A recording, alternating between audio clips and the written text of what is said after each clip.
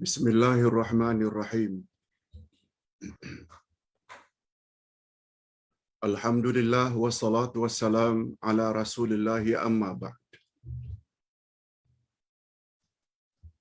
Hadirin dan hadirat serta para pemirsa yang saya hormati, Assalamualaikum warahmatullahi wabarakatuh. Alhamdulillah, kita bersyukur kehadirat Allah Azza wa Jalla. Berkat taufiknya kita dapat sama-sama menghadirkan diri dalam majlis ilmu pada pagi ini yang akan membahas satu topik yang sangat penting,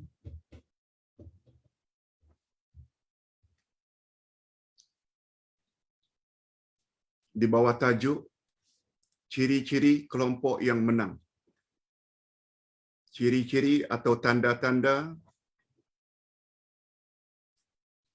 kelompok yang menang. Menang dunia dan menang akhirat.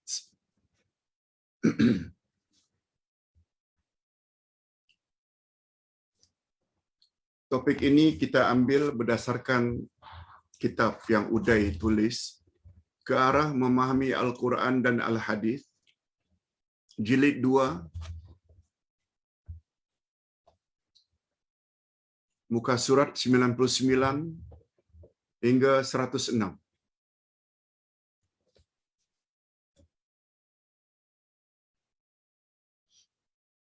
Uday harap dengan memahami selama 1 jam ini topik ini,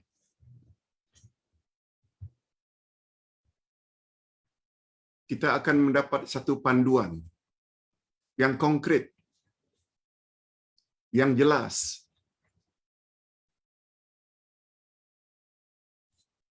bagaimana cara untuk mendapatkan kemenangan dunia dan akhirat.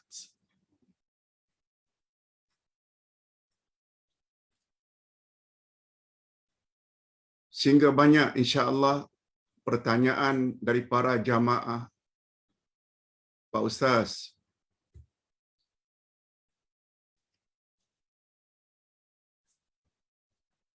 ada orang yang mempertahankan selawat Al-Fatih. Banyak orang yang menganjurkan agar kita membaca selawat Jibril sekian ribu kali sebelum terbit fajar. Pak Ustaz, ada orang yang mengatakan amalkan ayat ini niscaya panjang umur.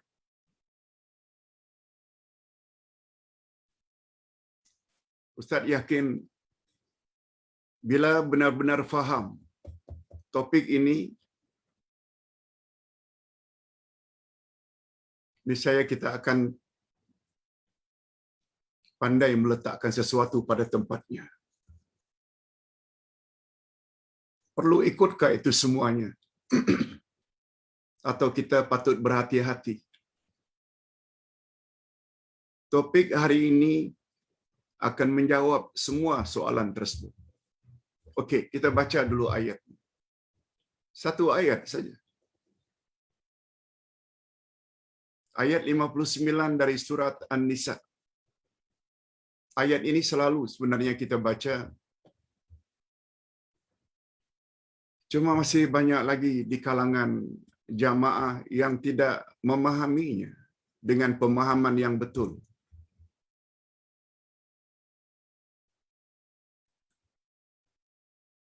Ustaz tidak katakan pembahasan atau ulasan ustaz yang paling betul,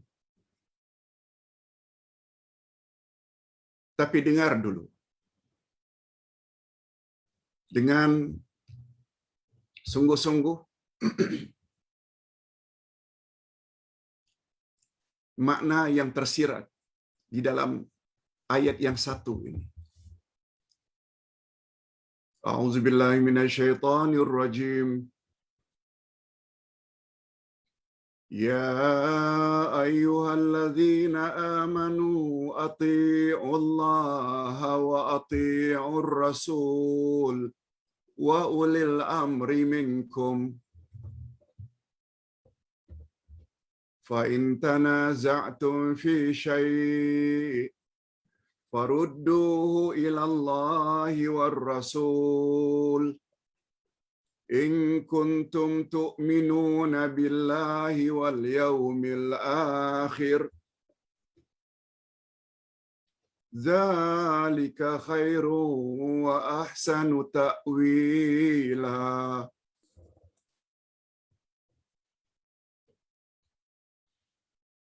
Tidak keterlaluan kalau Ustaz katakan. Tak usah banyak-banyak, ayat yang satu ini saja. Kalau kita jadikan panduan, garanti kita akan jadi orang yang bahagia. Dunia akhirat. Coba perhatikan terjemahan. Hai orang-orang yang beriman, coba tengok Allah panggil dengan panggil kesayangan. Ya ayyuhalladzina amanu. Inilah panggilan yang paling banyak disebut oleh Allah di dalam Al-Quran. Tidak kurang 89 kali. Berbanding ya ayyuhan nas hanya belasan kali. Ya ayyuhalladzina kafaru hanya 1 kali. Ya ayyuhan nabi juga hanya 20 kali lebih saja. Tapi ya ayyuhalladzina amanu Allah panggil sampai 89 kali. Lalu setelah orang-orang beriman Allah panggil, apa yang Allah mau? Ati'ullaha wa ati'ur rasul wa ulil amri minkum. Lalu Allah ikuti dengan suruhan. Taatilah Allah, taatilah Rasul, dan pemimpin-pemimpin daripada kalangan kamu. Allah suruh supaya kita patuh kepada 3 pihak. Allah, Rasul, dan ulil amri.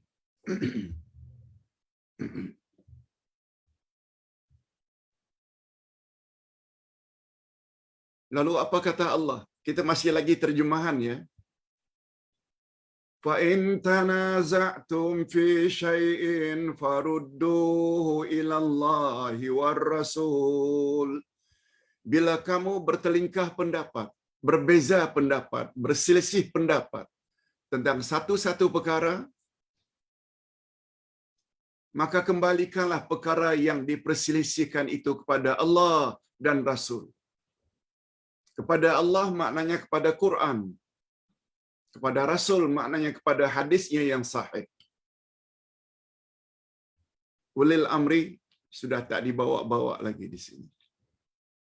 Bila kamu bertelingkah pendapat, kembalikan perkara yang kamu pertelingkahkan itu kepada Allah dan Rasul. In kuntum tu'minuna billahi wal yawmil akhir.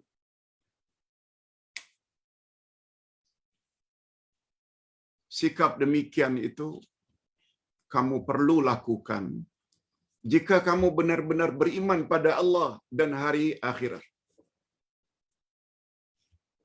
Apa rahasianya? Nanti kita akan jelaskan.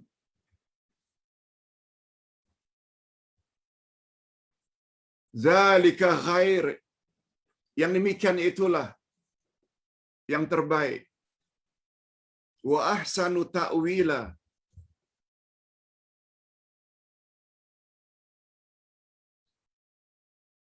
Dan lebih utama bagimu. Dan lebih baik bagimu. Lebih baik akibatnya. Lebih baik akibatnya.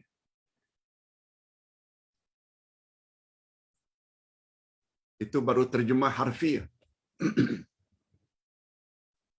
Untuk memahaminya kita perlu kepada terjemah maknawiyah yang dipanggil dengan tafsir. Ini dia. Kita baca. Setiap poin Ustaz akan ulas.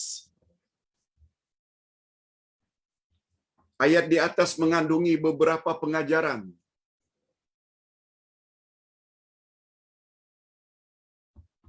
Di sini pentingnya kita belajar tafsir. Banyak sungguh dari kalangan umat Islam hanya pandai baca Al-Quran. Terjemah harfiah pun dia tak baca. Malah kita berpendapat baca Quran, baca terjemah harfiah, literal translation masih belum cukup.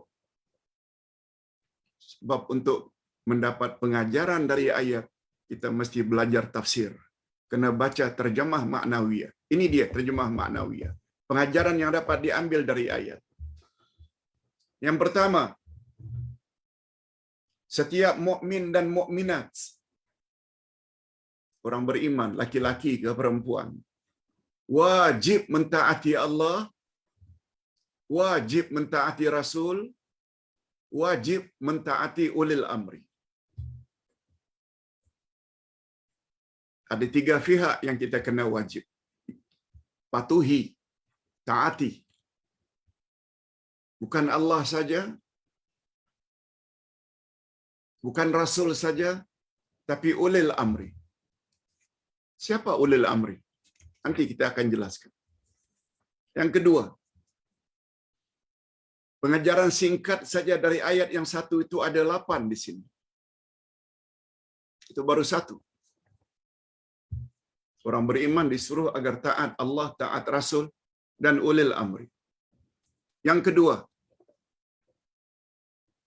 kepatuhan terhadap Allah dan Rasulnya adalah mutlak.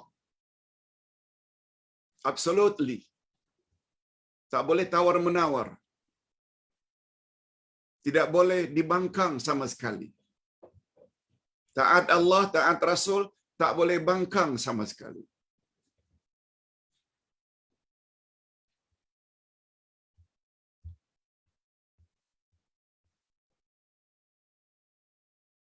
Tetapi kepatuhan terhadap ulil amri tidak mutlak, tetapi bersyarat. Yaitu selagi tidak bercanggah dengan kehendak Allah dan Rasul.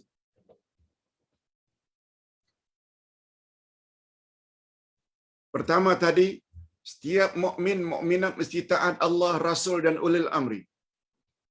Tapi dalam hal ini, taat Allah dan Rasul mutlak, tidak boleh bangkang. Tapi ulil amri boleh dibangkang jika ia bercanggah dengan kehendak Allah dan Rasul. Yang ketiga, derajat ketaatan kepada Allah dan Rasul adalah sama. Derajat ketaatan kita kepada Allah dan Rasul adalah sama. Sebab Rasulullah adalah utusan resminya. Ini berbeza dengan ulil amri. Itu sebabnya kata Nabi, siapa yang taat kepadaku, bermakna ia taat kepada Allah. Siapa yang menentang aku, tidak mau ikut aku, maka bermakna ia tidak ikut Allah. Itu sebabnya kata Dr. Abdul Karim Zaidan dalam kitabnya Usulud Da'wah. Dr. Abdul Karim Zaidan dalam kitabnya Usulud Da'wah. Kata beliau, hak Allah dengan hak Rasul beza. Hak Allah dengan hak Rasul beza. Bila hak Allah dibagi pada Rasul, syirik hukumnya. Umpamanya ibadat, umpamanya doa setelah baginda wafat, tak boleh berdoa kepada Nabi Muhammad. Memohon mesti kepada Allah. Sebab doa itu adalah ibadat. Itu hak Allah. Hak Allah beza dengan hak Rasul. Kecuali dalam satu hak. Sama betul antara hak Allah dengan hak Rasul yang wajib kita tunaikan sebagai orang mukmin. Hak apakah namanya? Ingat selalu, haqqut ta'ah, hak ketaatan.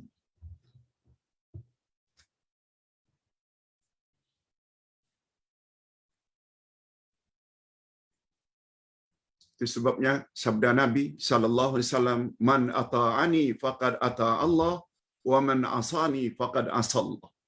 Siapa taat padaku bermakna ia taat pada Allah, siapa yang durhaka kepadaku bermakna ia durhaka kepada Allah. Hanya satu hak saja antara Allah dengan Nabi Muhammad adalah sama, iaitu hak ketaatan. Tapi ulil amri tidak. Ini dia yang keempat. Hakikat di atas diisyaratkan oleh perintah yang terdapat di hadapan Allah dan diulang sekali lagi di hadapan Rasul. Ati'u, yakni taatilah. Tetapi tidak wujud kata itu di hadapan ulil amri. Ustaz ulang. Bunyi ayat. Ya ayyuhalladzina amanu ati'u Allah wa ati'ur rasul wa ulil amri minkum. Di depan Allah ada ati'u. Di depan Rasul diulang sekali lagi wa ati'ur rasul. Di depan ulil amri tidak ada ati'u. Ini memberi isyarat taat Allah mutlak, tak boleh bangkang. Taat Rasul mutlak, tak boleh bangkang. Itu sebabnya diulang sekali lagi ati'u di depan Rasul, tapi tidak ada ati'u di depan ulil amri. Sebab ulil amri hanya boleh dipatuhi selagi sesuai dengan kehendak Allah dan kehendak Rasul. Siapa ulil amri, Pak Ustaz? Ini dia. Ulil amri mencakupi dua golongan, yaitu umara dan ulama. Umara maknanya our leader yang mengurus hal-hal keduniaan. PM, MB, Governor. Itu umara. Menteri luar negeri, menteri dalam negeri, menteri pendidikan. Itu umara. Yang kedua, ulil amri ulama. Our leader dari kalangan agamawan. Dia alim ulama, dia mufti, dia tuan qadi, dia hakim mahkamah syar'iyah, dia ustaz, dia pendakwah. Yes, itu ulama. Kombinasi dari dua golongan ini, umara dan ulama, itulah yang dipanggil ulil amri. Oleh sebab itu hati-hati yang tidak ambil vaksin. Hati-hati yang melanggar SOP. Pelitup muka, jaga jarak.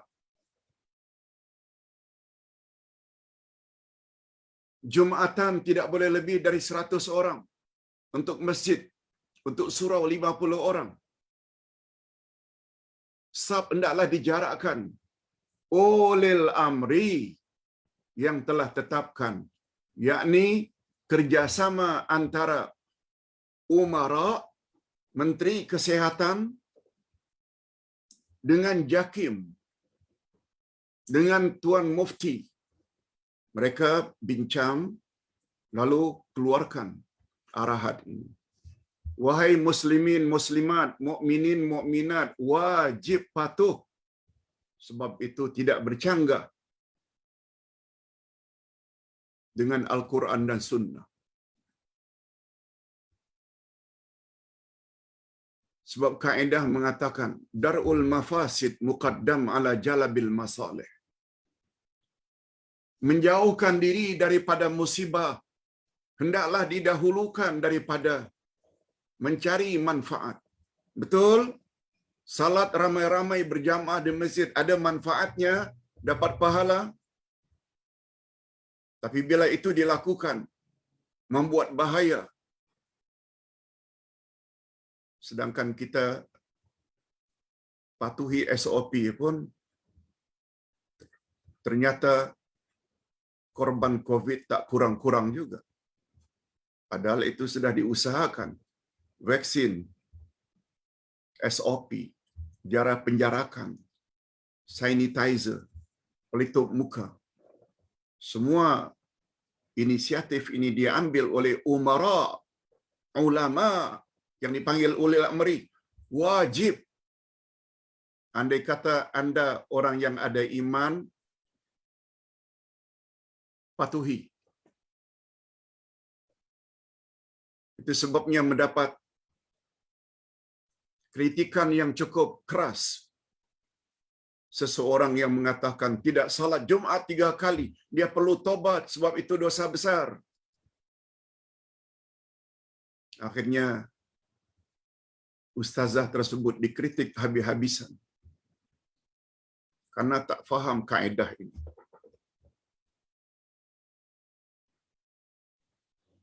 Gara-gara tidak ambil vaksin, umara telah tetapkan tidak boleh pergi ke masjid, tidak boleh masuk mall, tidak boleh naik haji. Tanggung sendirilah. Sebab degil, tak mau patuh kepada ulil amri. Jangan katakan dosa anda. Patuhi ulil amri. Ini selari. Cuma tapi Pak Ustaz, ini kan satu planning daripada orang-orang kafir yang ingin menghancurkan umat Islam atau umat manusia. Perancangan orang kafir sudah tertera dalam Al-Quran sejak 1400 tahun yang lalu lagi. Yahudi dan Nasrani tidak akan reda pada kamu sehingga kamu ikut agama mereka. Rancangan mereka tetap ada. Tapi ingat, apa kata Allah? Wa makaru wa makarallah wallahu khairul makirin.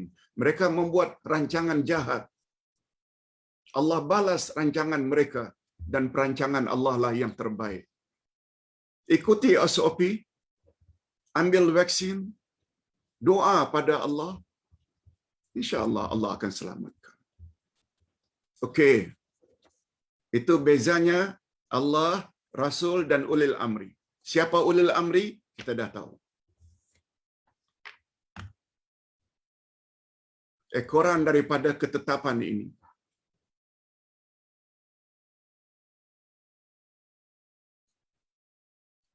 Agar kita bahagia di akhirat, agar amal kita diterima oleh Allah. Kita mesti beramal ikhlas lillahi ta'ala, dan yang kedua kita mesti beramal sebagaimana yang telah ditetapkan oleh Rasulullah. Kalau ingin agar amal kita diterima. Macam mana Pak Ustaz? Saya diajar oleh guru saya. Saya telah diajar oleh orang alim yang mengatakan begini. Memanglah tidak ada datangnya dari Rasul. Coba dengar poin berikutnya. Setiap Muslim yang belum mendapat dalil. Ustaz ulang. Maaf. Minta maaf. Yang kelima. Ulil amri mencakupi dua golongan, iaitu umara, iaitu pemimpin keduniaan, dan ulama, pemimpin keagamaan. Okey. Kita dah jelaskan. Yang keenam. Jika kita berbeza pendapat dalam suatu perkara, maka kita disuruh agar kembali kepada Allah, yakni Al-Quran, dan kepada Rasul, iaitu sunnahnya. Banyak terjadi di dalam masyarakat. Perbalahan kita. Ingin panduan daripada Allah, supaya kita selamat, menang, balikkan perkara yang awak pertelingkahkan itu kepada Allah dan Rasul. Kepada Allah maknanya pada Quran, pada Rasul, kepada hadis Nabi. Bukan kepada pendapat ulama. Sebab Allah tidak sebut fa in tanaza'tum fi syai'in farudduhu ila Allahi war rasuli wa ulil amri. No, yang ketiga ni tak ada. Bila berbeza pendapat, kembalikan pada Quran dan Sunnah. Sebab kebenaran yang hakiki hanya terdapat dalam Al-Quran, kalamullah dan Sunnah Nabi. Karena Nabi maksum. Yang ketujuh, jika kita patuhi ketentuan di atas, barulah kita digolongkan sebagai orang yang benar-benar percaya kepada Allah dan hari akhirat. Nah, apa pula? Bila kita patuhi ketentuan di atas, taat Allah, taat Rasul ulil amri, bila berbeza pendapat kembali kepada Allah dan Rasul saja, bila kita ikuti, kita akan berjaya. Kita digolongkan orang yang beriman pada Allah dan hari akhirat. Mengapa disebut hari akhirat? Tolong jawab. Sebab nanti yang paling menentukan diterima atau ditolak amal-amalan kita, zikir kita, selawat kita, dua pihak. Hakimnya Allah. Lihat penghujung surat At-Tin. Alaisallahu biahkamil hakimin. Bukankah Allah itu hakim yang paling adil? Dia akan jadi hakim. Siapa yang akan dipanggil untuk jadi saksi? Lihat ayat 143 Al-Baqarah. Wa kadzalika ja'alnakum ummatan wasata. Kami jadikan kamu umat pertengahan. Litakunu syuhada 'alan nas, agar kamu sekalian menjadi saksi bagi seluruh manusia, wa yakunar rasulu 'alaikum syahida. Supaya Rasul, yakni Nabi Muhammad, menjadi saksi. Itu sebabnya bila kita bertelingkah dalam satu-satu perkara, rujuk pada Allah, maknanya rujuk pada hakim. Dan rujuklah kepada Rasul, maknanya pada sunnah. Sebab Nabi akan jadi saksi. Allah tidak panggil Uday untuk jadi saksi amalan puan-puan, tuan-tuan. Malah Allah tidak akan panggil kita punya tuan guru yang bernama Kiai ke Habib ke. Malah Allah juga tidak akan panggil Imam Asy-Syafi'i walaupun dia imam mazhab. Yang berperanan sebagai saksi adalah Rasul. Di sini rahasianya. Ingin menang, ingin berjaya, ingin amal, zikir, selawat yang diterima oleh Allah. Allah sebut dalam Al-Quran ayat 56 dari surat Al-Ahzab. Apa kata Allah?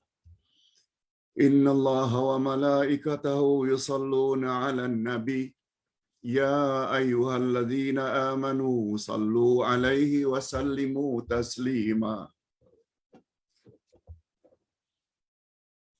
Sesungguhnya Allah dan para malaikat berselawat ke atas Nabi.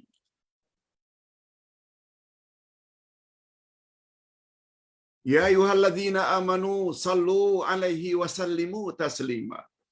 Oleh sebab itu, hei orang-orang yang beriman, bersalawatlah dan beri salamlah kepada Nabi. Ada perintah dari Allah berdasarkan ayat itu agar kita memberi salam dan salawat ke atas Nabi.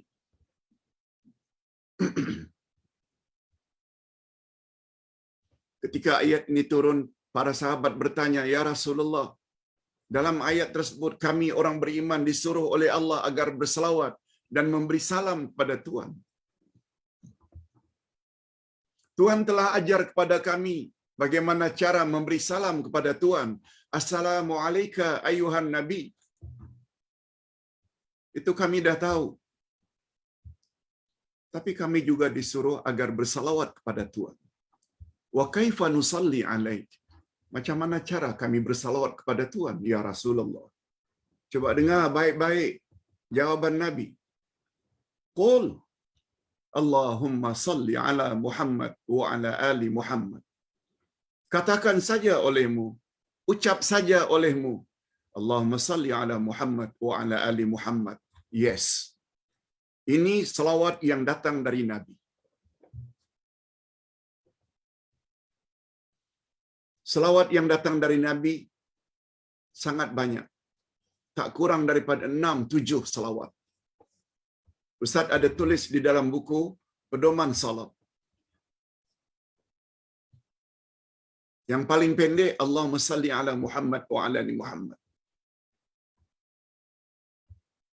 Apa yang kita baca setelah tahiyat akhir, Allahumma salli ala Muhammad wa ala ali Muhammad. Kama sallaita ala Ibrahim wa ala ali Ibrahim. Wa barik ala Muhammad wa ala ali Muhammad. Kama barakta ala Ibrahim wa ala ali Ibrahim. Fil alamina innaka hamidum majid. Itu juga datang dari Nabi.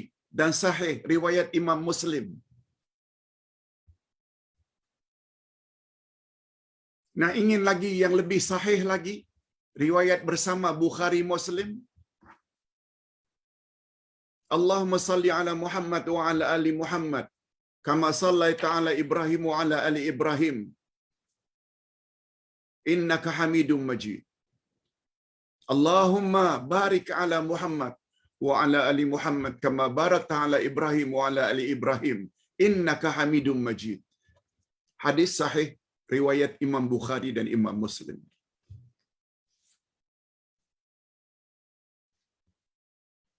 Mengapa tak baca yang ini?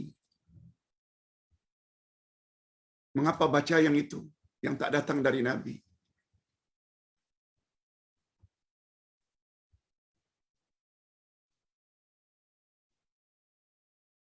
Why?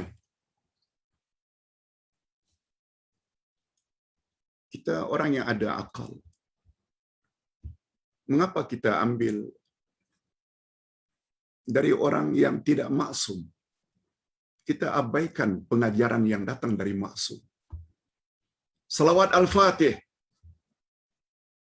Menurut pengakuan guru-guru yang mengajar salawat Al-Fatih, walaupun membawa bermacam-macam kitab-kitab yang tebal-tebal belaka, akhir-akhirnya Ustaz sempat dengar pagi tadi, salawat Al-Fatih itu diajar oleh Nabi kepada seorang wali Allah zaman dahulu. Dia berjumpa Rasul sallallahu alaihi wasallam dalam keadaan jaga, bukan mimpi, dalam keadaan jaga. Sedangkan dia tidak jumpa Rasulullah, dia bukan sahabat.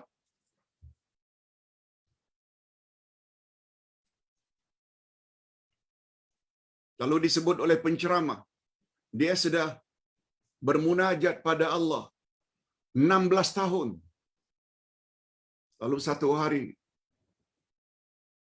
dia berjumpa Rasulullah dalam yaqazah. Yaqazah maknanya jaga, bukan dalam mimpi. Lalu Rasulullah ajar dia salawat Al-Fatih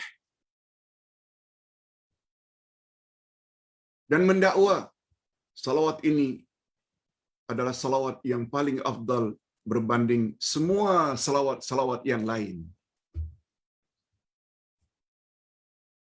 Hadirin dan hadirat, Nabi Muhammad sallallahu alaihi wasallam tidak boleh datang dalam keadaan jaga setelah baginda wafat. Sebab itu bercanggah dengan ayat 15 dan 16 dari surat Al-Mu'minun. Summa innakum ba'da dzalika lamayyitun. Summa innakum yaumal qiyamati tub'atsun. Apabila kamu sudah mati, apabila kamu setelah itu mati, kamu hanya akan dibangkitkan setelah kiamat.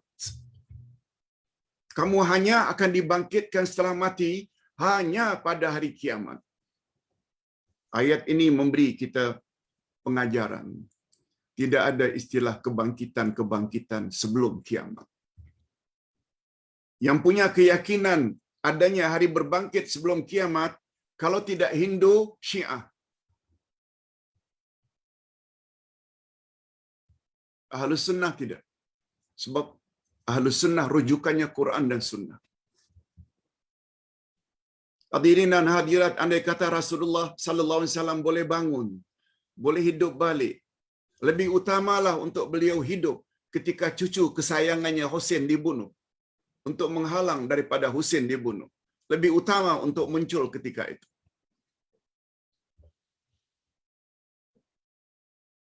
Itulah akibat daripada belajar agama tak faham Quran. Belajar agama tapi tak belajar akidah. Akhirnya macam itu.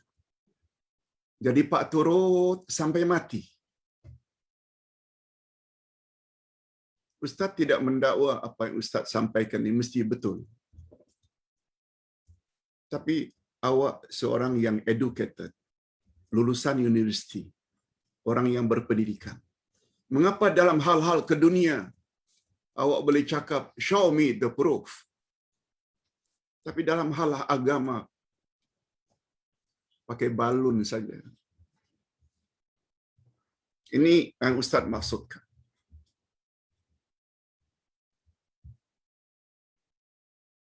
Bila kamu bertelingkah pendapat, kembali pada Quran dan Sunnah Nabi. Ulil amri tak dibawa-bawa lagi.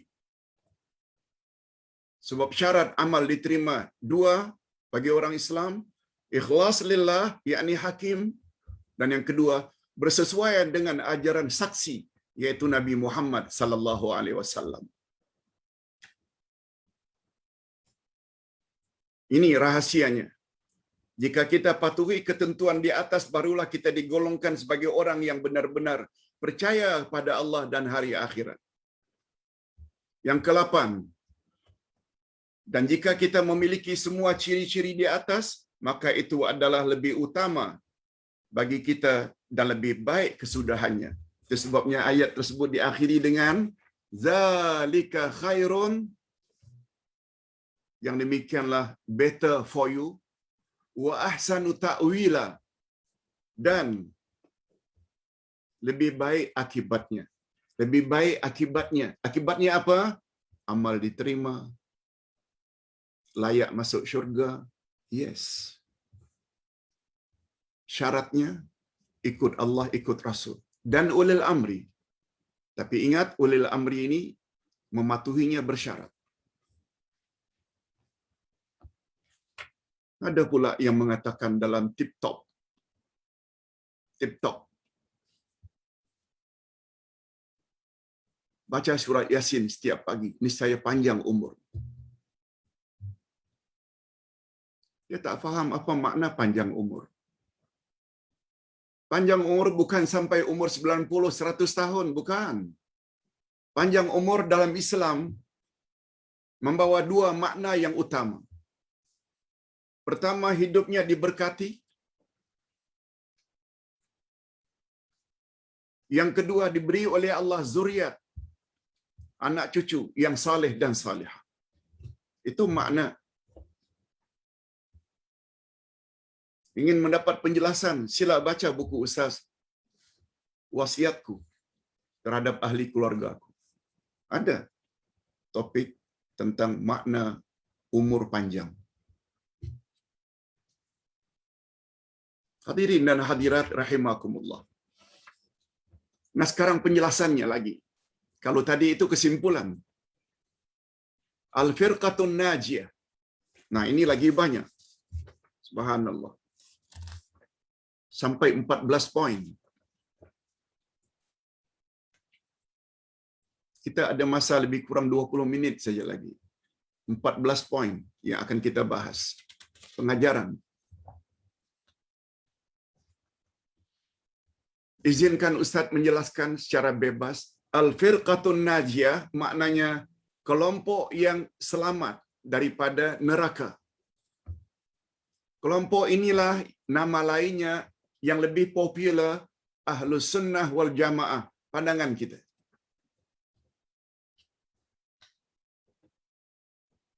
Pegangan utama golongan ini adalah Al-Quran dan Sunnah Nabi. dan pandangan ulil amri dari kalangan mereka, sekiranya pandangan tersebut tidak bercanggah dengan Al-Quran dan As-Sunnah. Nah, tambahannya, coba lihat muka surat 101. Selain daripada sifat-sifat di atas, tadi kita dah sebut 8 sifat, 8 kesimpulan dari ayat yang satu tadi, ayat 59. 8 poin. Selain 8 poin ini, ada 14 lagi ciri-ciri khas Ahlus Sunnah wal Jamaah. Dengar baik-baik. Yang pertama, mereka memiliki i'tiqad sebagaimana i'tiqad salafus saleh. Siapa salafus saleh? Orang-orang yang hidup pada 3 kurun pertama. Pak Ustaz, mengapa kita kena ikuti 3 kurun pertama? Ini dalilnya. Hadis sahih riwayat Imam Muslim. Khairun nasi qarni, summa alladhina yalunahum, summa alladhina yalunahum. Sebaik-baik manusia, kata Nabi, sebaik-baik manusia ialah mereka yang hidup sekurun denganku. Yakni 100 tahun pertama. Mereka bergelar sahabat. Kemudian kurun berikutnya, 100 tahun berikutnya. Kemudian kurun berikutnya, sampai 3 kurun Nabi stop. Itu maknanya salafus saleh. 3 kurun pertama, umat Islam zaman itu yang bergelar sahabat, tabi'in, tabi'in, pernah mendapat sanjungan dari Nabi sebagai umat yang terbaik. Tak maukah kita ikut cara mereka beragama? Dalam akidah murni tanpa syirik. Dalam ibadat ikut cara Rasul. Jauh dari bid'ah. Akhlak mereka mulia. 3 kurun pertama dipuji oleh Nabi. Bukan karena bangunan. Bukan. Walaupun hari ini menara-menara paling tinggi berada di Dubai, berada di Jeddah. Itu semua tanda-tanda dekat kiamat. Nabi puji 3 kurun pertama bukan karena itu. Sebab semua bangunan-bangunan tinggi seperti di Qatar, di Dubai, tak pernah wujud di zaman Nabi. Ringkasnya, Nabi sanjung zaman itu 3 kurun pertama karena pegangan agamanya. Hari ini kita boleh ikut mereka punya pegangan. Yang kedua, Al-Quran dan Sunnah adalah menjadi sumber utama mereka dalam mengenal hukum hakam agama Islam. Mereka berusaha memahami Al-Quran, menuruti kaedah bahasa Arab yang betul dan Sunnah yang datang dari Nabi tanpa memberat-beratkan diri dan tidak pula secara sembarangan. Mereka faham agama. Apa kata Allah, apa kata Rasul. Sebagaimana yang kita cuba. Bapak-bapak dan ibu-ibu bagi yang baru join, tak ada masalah. Sebab kita dibenarkan untuk mengikuti apa yang kita percaya sebelum kita ada ilmu. Tak jadi masalah. Nanti kita akan sebut. Setiap pandangan manusia ada kalanya boleh diambil dan ada kalanya mesti ditolak. Melainkan kata orang-orang maksum. Melainkan kata-kata maksum, yakni orang yang terpelihara daripada kesilapan, yaitu Nabi Muhammad sallallahu alaihi wasallam. Itu kecuali. Sebab semua ucapan Nabi adalah wahyu. Lihat ayat 3 dan 4 dari surat An-Najmi. Wa ma yantiqu 'anil hawa in huwa illa wahyu yuha. Tidaklah Nabi Muhammad bercakap berdasarkan hawa nafsunya, tapi semua percakapan Nabi adalah wahyu. Itu sebabnya selain kita disuruh mentaati Allah, kita juga disuruh mentaati Rasul. Sebab Rasul tak pernah salah. Yang keempat, minta maaf, tolong beri konsentrasi. Baru 4. Ada 10 lagi yang tak kita bahas. Bahagian akhir nanti lagi penting. Setiap Muslim yang belum mendapati dalil hukum dalam perkara cabang, hendaklah ia mengikuti salah seorang ulama yang diiktiraf. Yes, ini maksud Ustaz. Sebelum kita belajar dulu, belajar agama sambil-sambil saja dulu. Alhamdulillah, kita salat, kita puasa, ikut tok guru kita yang cakap. No problem. Umpamanya salah seorang imam yang 4, mazhab Syafi'i, no problem. Boleh bermazhab. Dia hendaklah mengikutinya dengan baik sambil berusaha semampunya untuk mengetahui apakah dalil imam yang diikutinya. Sebab imam-imam mazhab berkata, aku tidak reda orang yang ikut pendapat aku, sehingga dia juga tahu apakah dalil yang aku gunakan. Yes, sebenarnya ikut mazhab mesti macam itu. Bukan ikut saja secara sembrono, bukan. Itu sebabnya ada topik sebelum ini, hijrah dari muqallid kepada muttabi'. Muqallid maknanya ikut tanpa mengetahui adakah tak ada dalil, kuat ke tak kuat dalil, dia tak tahu. Itu taklid. Tapi muttabi' dan kata ittiba', dia ikut dan dia mengetahui ada dalilnya. Okey, yang kelima, perbezaan pendapat dalam perkara cabang fiqh tidak sepatutnya dijadikan sebab untuk perpecahan sesama kita dan tidak pula sampai menimbulkan permusuhan lalu saling benci membenci. No, jangan. Sebab dalam agama ada perkara prinsip, ada perkara cabang. Ada perkara pokok, ada perkara ranting. Masing-masing akan mendapat bahagian daripada amalannya sesuai dengan kefahamannya.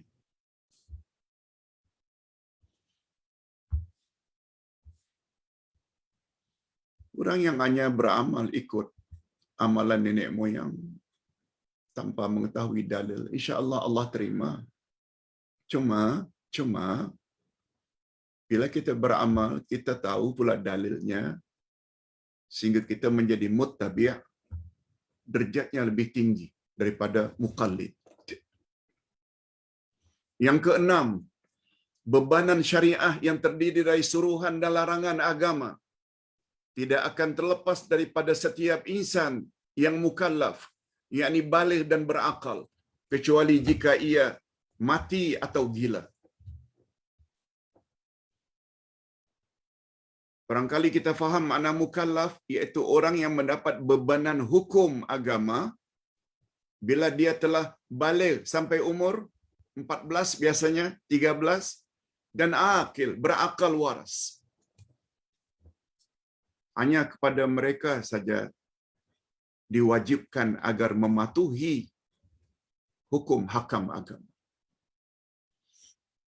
Anak-anak yang belum baligh belum lagi berdosa bila mereka tidak buat suruhan atau langgar larangan. Cuma ibu bapa disuruh membimbing. Itu saja. Dari sudut wajib belum wajib lagi. Begitu juga orang yang punya umur 30-40 tahun tapi gila, tak waras akalnya, juga tidak wajib. Andai kata dia mendedahkan aurat, telanjang, dia tak dosa. Dia makan apa saja yang dia jumpa walaupun milik orang lain, tak dosa sebab akal tak function. Tapi anda sudah umur 35 tahun, 40, 50 tahun, 60 tahun. Bukan baligh lagi, punya cucu dah baligh. Akal pula waras. Masih lagi dedah aurat.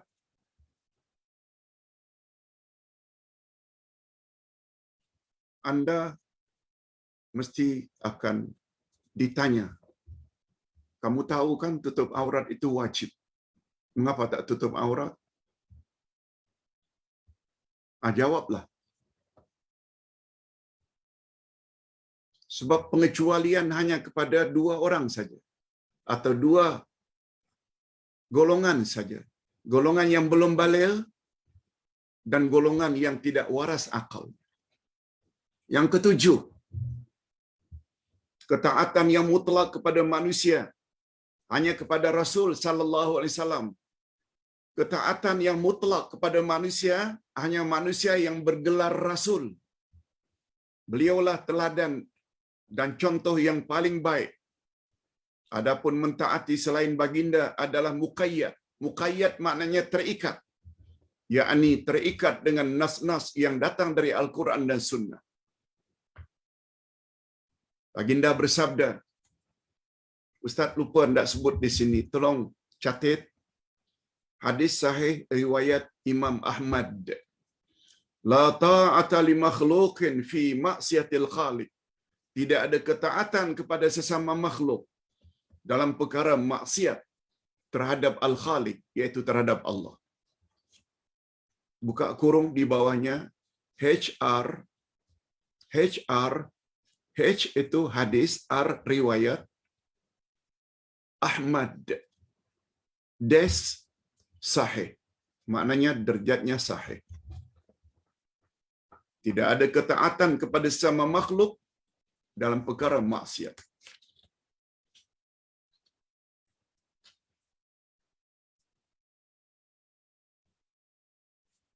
Suami suruh dedah aurat.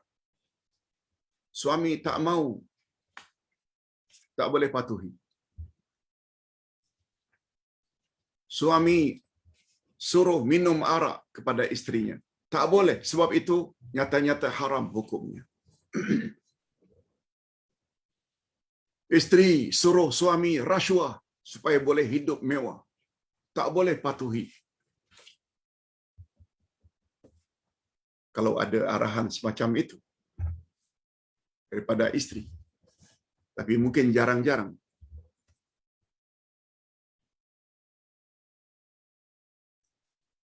Malah ulil amri bukan hanya terbatas kepada pemimpin keduniaan, suami, menteri ini, menteri itu. Hatta tuan kadi, hakim mahkamah syariah, ulama, mufti pun tak boleh dipatuhi apabila fatwanya bercanggah dengan Al-Quran dan Sunnah. Itu makna umara. Maaf, itu makna ulil amri. Ulil amri gabungan daripada umara dan ulama.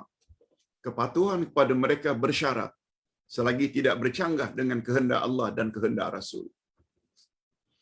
Yang ke-8, setiap bid'ah dalam urusan agama yang tidak ada sumbernya dari Rasulullah, yang menurut setengah manusia adalah baik, tetapi hanya berdasarkan hawa nafsunya semata-mata, adalah sesat. Sama ada dalam bentuk penambahan atau pengurangan, kita wajib memeranginya dengan cara yang paling baik sehingga tidak menimbulkan kesan yang lebih buruk. Itu sebabnya apabila ada perbezaan pendapat, kita perlu beritahu. Ada yang mau ikut dan ada yang menentang, malah ada yang memusuhi dan memulaukan kita. Sabar.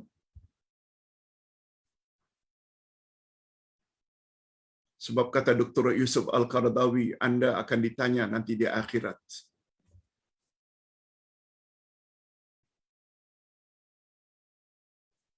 Kata Dr. Yusuf Al-Qaradawi, Allah tidak tanya berapa orang yang mengikuti ajakanmu,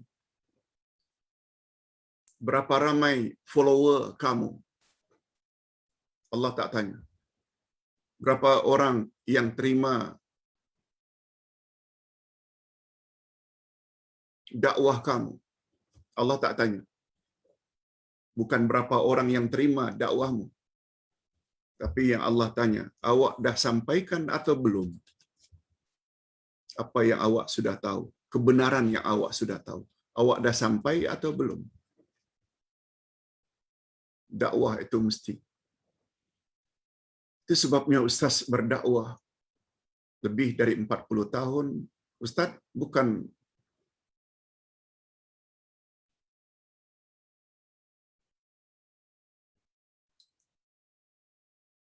fikirkan orang terima atau tak terima, bukan. Yang Ustaz fikir, apa yang Ustaz tahu, sampaikan. Melalui ucapan, melalui tulisan, sampaikan saja. Yang terima, alhamdulillah. Yang tak terima, tanggung sendiri di akhirat nanti. Yang kesembilan, Islam membebaskan akal dan mendorong manusia agar memperhatikan alam maya ini. Islam mengakui dan meninggikan derajat ulama dan menyambut baik setiap yang baik yang mereka yang lagi dapat membawa manfaat. Hikmah adalah barang hilang orang-orang yang beriman. Dari mana saja ia terdapat, maka mukmin adalah lebih berhak untuk memilikinya. Nabi bersabda, al-hikmah dalatul mu'minin. Segala yang baik-baik itu, dia adalah barang hilang milik orang-orang yang beriman. Itu sebabnya walaupun yang mendapatkan komputer, yang mendapatkan handphone, yang mendapatkan mikrofon, hari ini kebanyakan non-Muslim, orang Islam tak salah untuk memanfaatkannya. Sebab dia adalah barang hilang milik orang-orang yang beriman. Orang berimanlah yang paling layak untuk memanfaatkannya, selagi dia tidak membawa dosa. Itu maksudnya. Yang ke-10. Okey, tinggal 4 lagi. Iman yang murni, yaitu iman sadiq, dan ibadat yang betul, ibadat sahihah, dan kesungguhan mencari keredaan Allah, yaitu mujahadah, kesungguhan. Iman yang murni, ibadat yang betul, kesungguhan dinampakkan dia akan membuahkan nur, dia akan membuahkan nur atau cahaya dan halwatul iman. Halwatul iman maknanya kemanisan iman. Bapak-bapak dan ibu-ibu serta para pemirsa sekalian, ada yang sudah 10 tahun bersama Ustaz ikut pengajaran seperti ini, ada yang 15 tahun, ada yang 20 tahun. Ada yang baru 5 bulan, ada yang baru 3 bulan. Yang akhirnya kita telah merubah cara beragama kita daripada cara sebelumnya ikut-ikutan kepada ilmu. Akidahnya, tafsir Qurannya, Asmaul Husnanya, wasiatnya, ke arah memahami Al-Quran dan Al-Hadis, 12 panduan ibadat, sehingga ibadat kita menjadi sahih. InsyaAllah. Kemudian kesungguhan pula kita nampakkan. Tiap hari kita ikut. Itu mujahadah. Pertama, akidah yang murni. Yang kedua, cara ibadat yang sahih. Yang ketiga, mujahadah, kesungguhan. Ekoran daripada 3 sifat ini.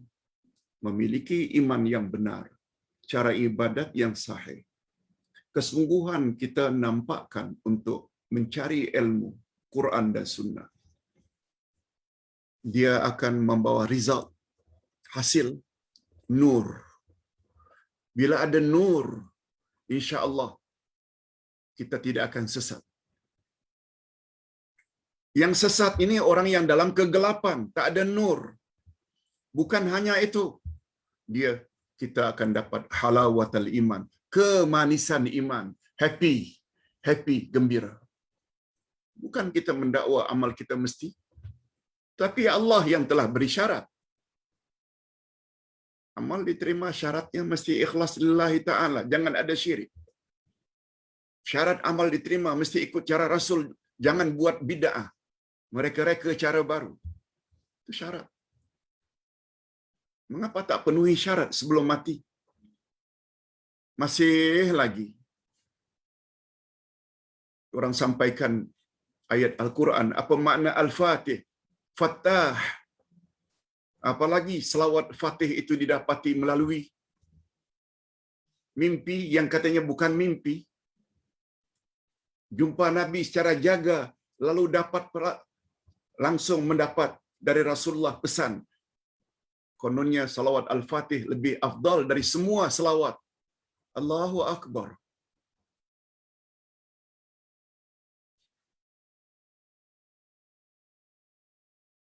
Orang yang berfikiran waras, dia tidak akan fikir macam itu. Tidak. Orang yang berfikiran waras, dia akan utamakan mana yang lebih utama. Yang lebih utama adalah ajaran Rasulullah sallallahu alaihi wasallam. Mengapa Rasulullah, Pak Ustaz? Sebab mentaati Rasul sama dengan mentaati Allah. Mengapa sama, Pak Ustaz? Karena Nabi tidak pernah bercakap berdasarkan hawa nafsu. Semua cakap Nabi adalah wahyu. Subhanallah. Kalau semua ini Ustaz dah dedahkan masih tak faham juga, tak tahu. Nak gunakan bahasa apa lagi?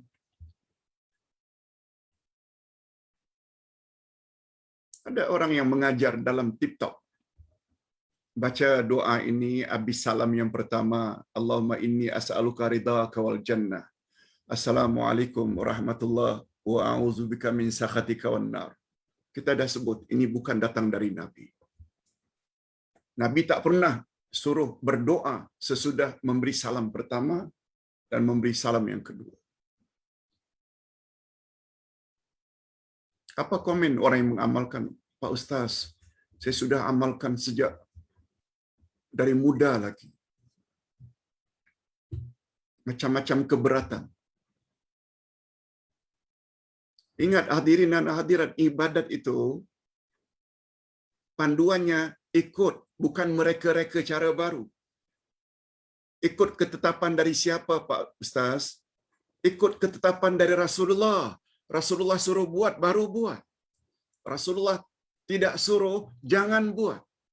Besar kemungkinan ibadat kamu yang kamu tambah-tambah itu boleh mencacatkan ibadatmu. Ingat selalu sabda Nabi, man amila amalan laisa alaihi amruna fahuwa rad. Siapa buat amalan tidak ikut cara kami, maka Allah reject amal itu. Tak takut ke ini? Hadirin dan hadirat rahimakumullah. Nah, yang 11 ini sangat mustahab. Kasyaf, ilham, khawatir. Khawatir maknanya goresan hati, mimpi. Tidak boleh dijadikan sebagai sumber hukum. Dan tidak boleh diambil kira sama sekali. Kecuali jika tidak bercanggah dengan hukum hakam agama dan nas-nas Al-Quran. Kalau kita bermimpi, taruhlah jumpa Rasulullah. Rasulullah kata, jangan tinggalkan salat 5 waktu sehari semalam. Usahakanlah agar salat itu pada awal waktu. Jangan lupa untuk salat tahajud. Andai kata dalam mimpi jumpa Rasul, suruh itu, yes. Sebab itu tidak bercanggah. Memang banyak dalam hadis suruhan-suruhan semacam itu. Tapi apabila melalui mimpi, kasyaf, goresan hati, mengajar sesuatu, amal ini, niscaya kamu akan begini, tak boleh dijadikan itu sebagai rujukan atau sandaran hukum. Sebab semua itu sesuatu yang tidak pasti. Termasuk mimpi.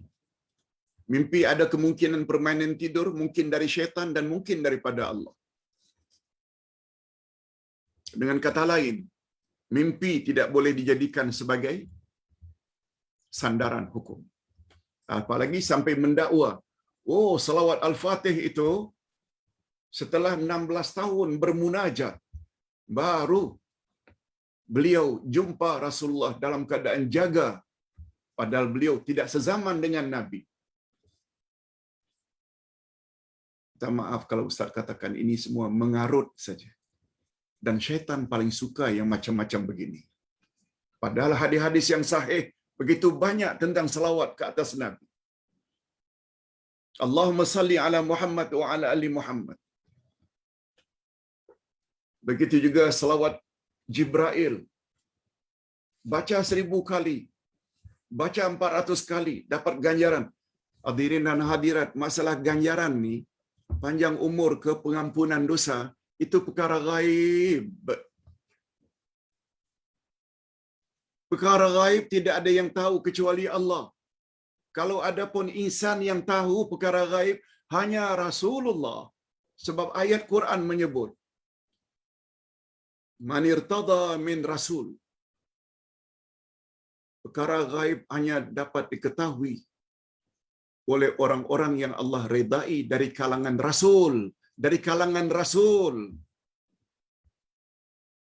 Allah tidak sebut man irtada min bomo, man irtada min dukun, man irtada min kiai, man irtada min habib, man irtada min wali.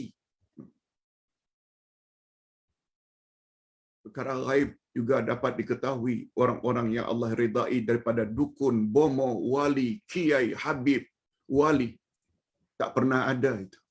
Yang ada man irtada min rasul. Rasul, yes. Sebab Rasul maksum. Apa yang beliau cakap adalah wahyu. Ini yang Ustaz katakan, pelajaran hari ini ni pelajaran standard. Dia sebenarnya kayu pengukur. Mudah-mudahan setelah tahu prinsip ini, tak banyak tanya lagi. Letih juga tidak menjawab. Itu sebabnya Ustaz jawab secara lisan ini saja. Bagi pengamal, salawat Jibril atau salawat malaikat Jibril, dia buat pula secara Zoom jam 4:30 pagi. Kalau kita belajar mutaba'ah atau ittiba'ur rasul, ittiba'ur rasul ada 6. Tentang timingnya bila zikir itu dibaca. Mesti datang dari Rasul. Tentang bilangannya 1400, mesti datang dari Rasul. Tentang tempatnya, bacalah sedikit buku pedoman, 12 pedoman ibadat. Karena ilmu-ilmu asas itu kabur. Akhirnya ikut saja. Ustaz tidak larang untuk tanya, silakan. Tetapi andai kata kita dapat satu-satu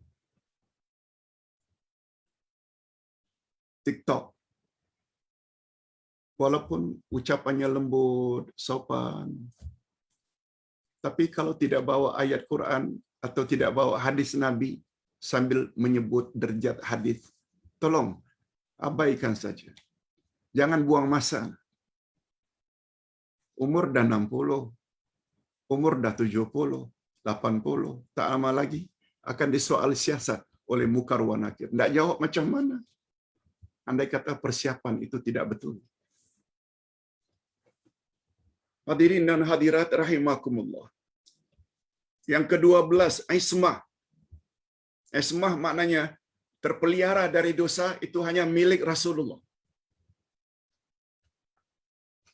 Kalau anda mendakwa selain Rasul ada ismah, pasti betul, tidak pernah salah, pada diri anda sudah ada ciri-ciri Syiah.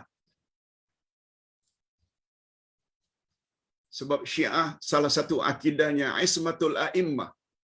Mendakwa ada 12 imam mereka yang maksum, tak pernah buat dosa, iaitu dari keturunan Sayyidina Ali. Tanpa anda sadari, anda dah Syiah.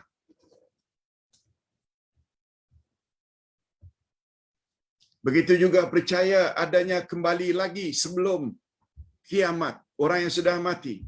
Kalau tidak Hindu, Syiah. Bacalah buku Akidah 3. Akibat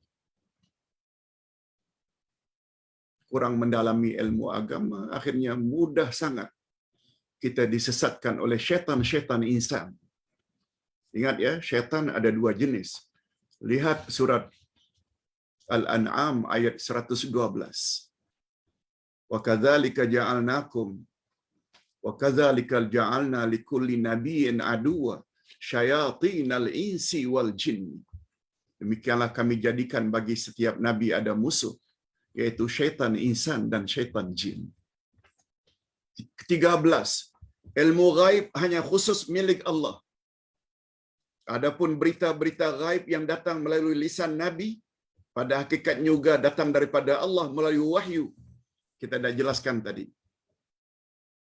Ghaib yang Allah saja yang tahu itu namanya ghaib hakiki. Seperti bila kiamat akan terjadi, bila seseorang akan meninggal dunia. Dan Nabi juga mengetahui beberapa perkara ghaib yang dipanggil ghaib idafi, ghaib tambahan. Tentang tanda-tanda dekat kiamat. Bahawa wanita lebih ramai daripada lelaki.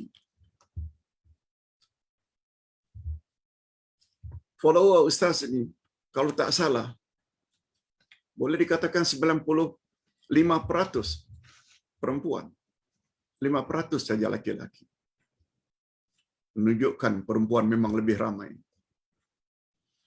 Akan muncul tower yang paling tinggi bila dekat kiamat nanti. Di negara yang dulunya saya miskin. Mereka saja ketika itu berjalan tanpa slipper. Sebagaimana hari ini, munculnya tower di Dubai, munculnya tower tertinggi di dunia di Jeddah. Sampai 1 kilometer lebih. 1,200 meter. Lebih tinggi daripada awan. Yang dipanggil dengan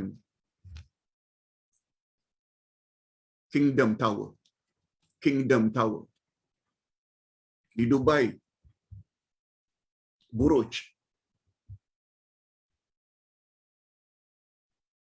Hadirin dan hadirat rahimakumullah.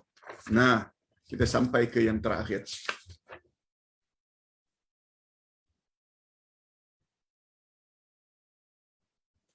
Kita baca sedikit. Kadang-kadang para wali dianugerahkan juga oleh Allah dengan kasyaf. Para wali kadang-kadang dianugerahkan juga oleh Allah dengan kasyaf. Iaitu dapat melihat perkara-perkara gaib.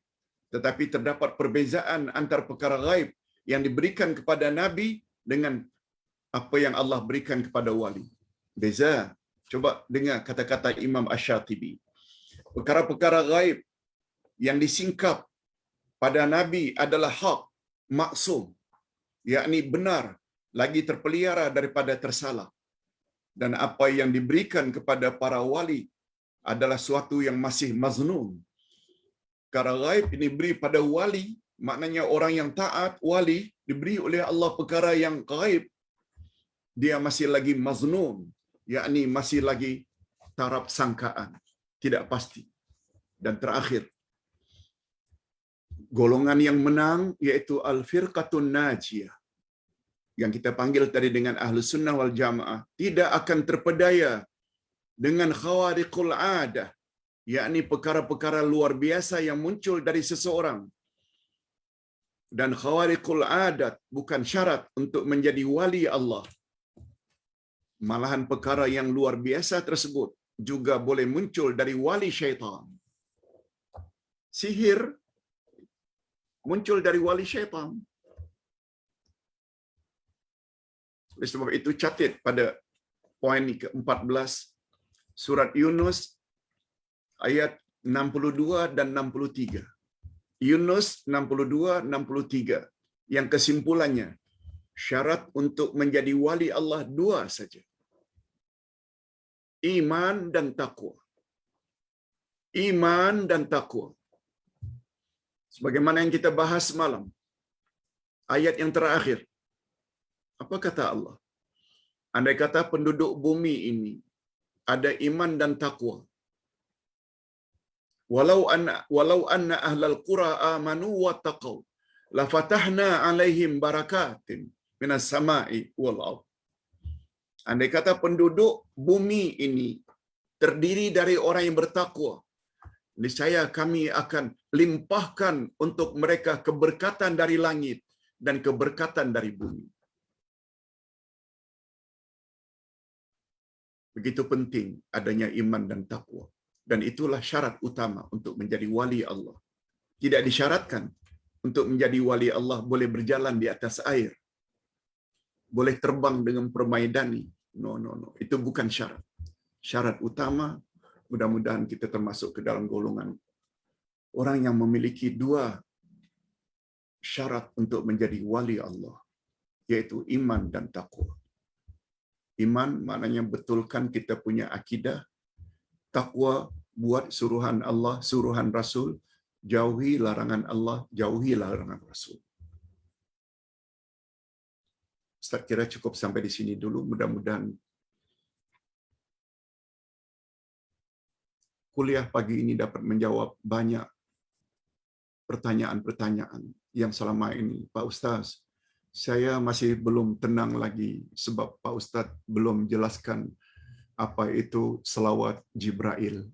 Ustaz dah jelaskan. Pak Ustaz, macam mana saya tidak jawab dengan family saya yang mengatakan salawat Al-Fatih ini datangnya begini dari kitab-kitab yang besar. Ustaz dah jawab.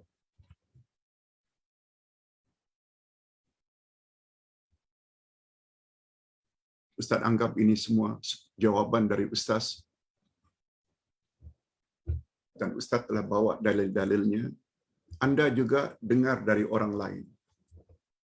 Cuma panduan terakhir Ustaz ingin beri. Lihat Az-Zumar 17-18. Coba dengar apa kata Allah.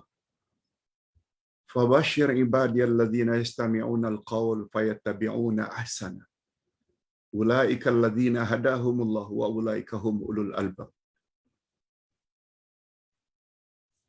Sampaikan hai Muhammad berita gembira kepada hamba-hambaku yang suka mendengar. Lalu mereka ikut dari apa yang mereka dengar, mana yang paling baik. Merekalah orang yang akan dapat hidayah Allah. Merekalah orang yang berfikiran waras. Allah suruh Nabi Muhammad sampaikan berita gembira kepada umatnya yang punya dua sifat, suka mendengar. Mendengar ceramah, mendengar nasihat, mendengar tazkirah, mendengar tafsir, mendengar akidah, itu mendengar semuanya.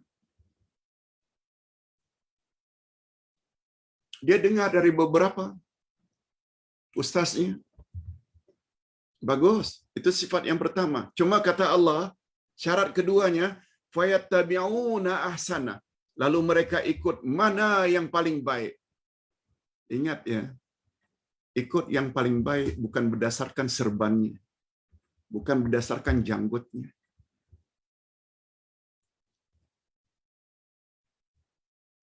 Tapi berdasarkan dalilnya dan hujahnya. Lalu dia ikut mana yang lebih baik, mana yang kuat dalilnya. Lalu apa kata Allah? Mereka itulah yang layak mendapat hidayah Allah. Dan mereka itulah orang yang ada akal yang waras. Oleh sebab itu, bila orang yang suka mendengar, tapi yang dia ikut tetap yang tidak kuat dalilnya, pemahaman yang dapat diambil, susah orang tersebut akan dapat hidayah Allah. Yang kedua, dia tergolong ke dalam golongan orang yang kurang cerdas akalnya. Orang yang cerdas akalnya selalu akan ambil mana yang terbaik, bukan yang terburuk. Kita akhiri dengan doa. Alhamdulillah Rabbil Alamin. Wassalatu wassalamu ala ashrafil anbiya'i wal mursalin wa ala alihi wa sahbihi ajma'in. Ya Allah, ya Tuhan kami, ampuni dosa kami dan dosa kedua ibu bapa kami. Dan cucurilah mereka rahmat-Mu, ya Allah. Sebagaimana mereka telah didik kami sejak dari kecil. Ya Allah, berilah kami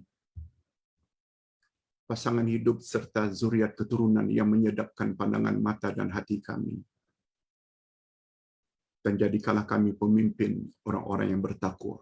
Ya Allah, supaya mendapat nur cahaya, juga supaya mendapat halawatul iman, kemanisan iman. Syaratnya ada 3. Kami mesti memiliki iman yang benar, murni, ibadat yang sahih, betul, ikut cara Rasul, dan mujahadah, bersungguh-sungguh menambah ilmu. bersungguh-sungguh dalam beramal. Oleh sebab itu berilah kami kekuatan ya Allah sebelum kami meninggal dunia untuk memperbaiki iman kami, untuk memperbaiki ibadat kami dan kesungguhan supaya kami layak mendapat nur yang dengannya kami tidak tersesat, sehingga kami layak mendapat halawatul iman, kemanisan iman, sehingga jiwa kami menjadi tenang. Ya Allah, angkatkanlah COVID-19 dari negara kami dan negara jiran-jiran kami, khususnya daripada jemaah kami, dan lebih khusus lagi dari keluarga kami dan kenalan kami. Sembuhkanlah penyakit mereka, ya Allah, sebab tidak ada kuasa yang dapat menyembuhkan penyakit kecuali hanya Engkau. Wa sallallahu ala nabiyyina Muhammad wa ala alihi wa sahbihi ajma'in. Walhamdulillahirabbil alamin. Subhanakallahumma wa bihamdik, asyhadu an la ilaha illa anta astaghfiruka wa atubu ilaik. Wassalamualaikum warahmatullahi wabarakatuh.